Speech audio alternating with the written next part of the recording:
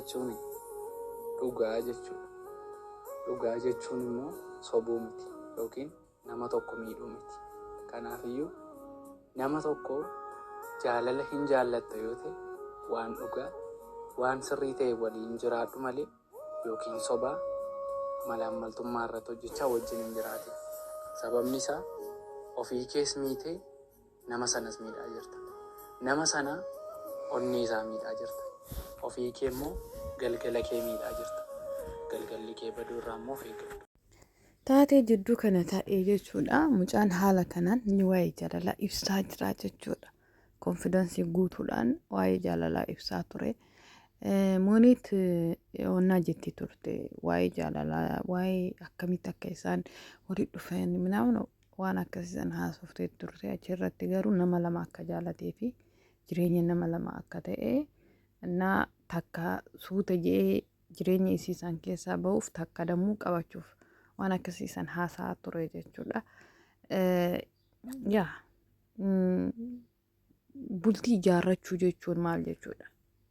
Bultii ijaarrachuu jechuun namni tokko bultii gaafa ijaarratu waan hedduu itti keessatti hin argatu. Maaliif jennaan jireenya waa hedduu keessatti itti argatan waan hin taaneef jireenya isa argitee obsitee isa argitee obsa itti barattu isa immoo jabinna itti barattu isa dammoo namaaf jettee akka maaliin uftummaa yookaan immoo waan argitanii hin danda'u wanna jettu tokko akka dandeettu kasi godhu gizee ati mana ijaarratte argitee gaafa mana keetii baateetiin gaafa mana maatii keetii baate gaafa mana kee dhuftu haalli jireenya ati itti jiraattu akki ati itti maatiin kee jiraatu san itti jiraachuu qabdaa jechuudha. Obsa isaan keessa dabarsan gaafa san beekta. Maalinni maatiin haadhaaf abbaan kee maal akka dabarsan akkamitti jireenya isaanii san guutuu hagas jiraatanii aanana guddisanii bakka kana nageessan wanni jedhu ka itti barattuu fi ka itti obsitu ka itti argitee gammachuuf gaddaa maal akka ta'e itti agartu mana maaliiti mana keetii jechuudha. Mana argitee jaarsa keetii san mana jaarsa keetiiti ka firaa ka hiriyyaa ka ollaa kan maatii isaa waa hunda dandeette jechuudha. Wanni achi keessa jiru ko chaalenjii hedduu qaba. Chaalenjii san hunda dabarsiteeti guyyaan ati ani tidaarii jabaa qabaa yookaan immoo ani abbaa manaa jabaa qabaa yookaan immoo haadha manaa jabduu qabaa gaafni ati jettu gaafa isiin si dandeettee fi gaafa inni si danda'e qofa.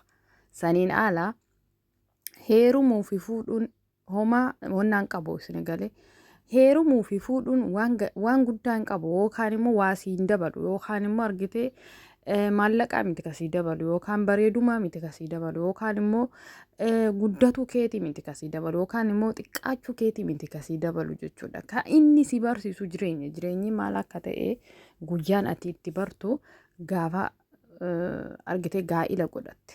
Gaafa gaa'ila godhatte gaa'ila keessa jiraattu isaafillee obsiteet atillee obsa qabaatteet isaafillee dandeetteet inni siif danda'eeti beetanii gizee baay'ee dhiira bichaarratti waa wayii hin kaa'ina. Maaliif akka ta'e beektaa isinillee badii qabdan badiin isin qabdan obsa hin qabdan obsa argitanii dhiirsa keessanii yookaan jaarsa keessaniif obsa wanni jedhamu jiraachuu qabaa jechuudha. Yoo obsi hin jiraatin ol fuutanii qilee ol seensistan eegasii dammoo maanarra jaalate yookaan immoo maa akkana godhe jettanii daftaniitiin hin argitanii murtii fudhattanii murtii du'aa ofirratti fudhatuun jechuun kana jechuun maal obsa hin qabdanii jechuudha. Namni du'aa ofitti murteessu nama obsa hin qabne nama namaaf danda'uu hin dandeenye nama argitanii namaaf irra darbuu hin dandeenye nama akkasitti namni argitanii jireenya ofii keessatti dafee jalaa miliquu dafee waan san jalaa baduu dafeetiin waan san bakka arguun barbaadu waan ta'eef wantoota akkasiisan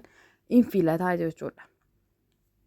Saniifuu birqii isinitti hin fakkaatiin amma namni heerumuu dafee yookaan immoo fuudhuu dafoo jedhee birqa adallam jechuun jireenya baratuu waan qabduuf jireenya akkaataa itti barattu laaluu qabda. Jireenya san ani hin baradhamu hin baradhu haati tiyya wanna jiraatte san ani jiraachuu danda'a abbaan kiyya wanna danda'e san ani hoo akka abbaa kiyyaa san danda'a jedhi malee tidaarii jechuun waan argitee waan gaarii itti argattu yookaan immoo waan badaa itti argattu miti. Si galee badooma siin qabu gaarummaa siin qabu. Isa lachuu keessa hin jiru. Garuu jireenya kee keessatti maaltu jira? Takka gammachuutu jira, takka gaddatu jira, takka dammoo hiraaruutiin jira, takka dammoo noormaalii gizee tokko akkanumaan zim jettee jireenya kee keessatti osoo kophaa jiraatteeyyuu wantoota sanniin ni dabarsita. Maaliif yookaan mana dalagaatii namaan ol loltaa yookaan immoo maatii keetiin waliin buutaa yookaan maatiin kee waan tokko ta'e isaan wajjin ol loltaa. Jireenyi lolaa fi gammachuu fi gaddi bakka hundaayyuu jira. Si galee isa kana keessaa chaalenjiin ati dabarsuu qabdu abbaa manaa keetiif obsa qabaattee wanti abbaa manaa keessaan si godhu san mataatti fudhattee dagatu wanta dagattee deebiteetiin noormaalii akka sammuu keetitti deebitee gammachuu argitu xaaruudha. Yaani waan san argitee bira darbuu sammuu kee amansiistee wanti kun ni darbee jira jettee ofitti fudhatteetiin wanta san dabarsitee sammuu kee gahariititti deebi'uudha. Si galee yoo akkas hin taane dammoo lafumaa kaatee bakka kakaleessaa bakka waa hundattuu yoo murtii ka fudhattu taate wanti ati murtii fudhattu sun guutuun si balleessan malee siin tolchanii jechuudha. Murtii dafteetiin murteessitee sammuu kee amansiistee sammuu keetitti ka himtu yoo taate yeroo baay'ee kufaatiin akkasii sun ni baay'ata jechuudha. Kufaatiin akkasii san nu baay'ata. Saniifuu garuu innis badii qabaa isiinis badii qabdi jechuudha malee namni tokko irratti bichaa murteessuun hin danda'amu jechuudha. Maaliif jireenya keetitti namatti murteessitee gaafa jette namni sun kophaa isaatii miti kasii miidhaa jiru. Yookaan immoo situ eeyyameef waan eeyyamteef si miidhee malee osoo ati eeyyamuu fi baatteetiniin karaa sirriititti akka inni deemu taasiste innillee karaa sirrii deemuu danda'a. Hin dandeettu taanaan daftee karaa isaarraa baatee jireenya kee kophaa kee ofumaa keetii uffachuu si wayya malee murtii du'aa ofirratti murteessuun gaarii miti. Garuu haalli isaanii kun amma ebaluutu jaalataa ebaluutu hin jaalanne ebaluutu jaalala irra guddaa qaba tokkotu irra guddaa jaalala qaba jechuun murtii akkasiisan kennuun hin danda'amu. Maaliif jennaan kun miidiyaadhaaf suuraa ka'uu fi suuraa bareechisanii namaaf agarsiisuu fi laayikii ittiin argatuu fi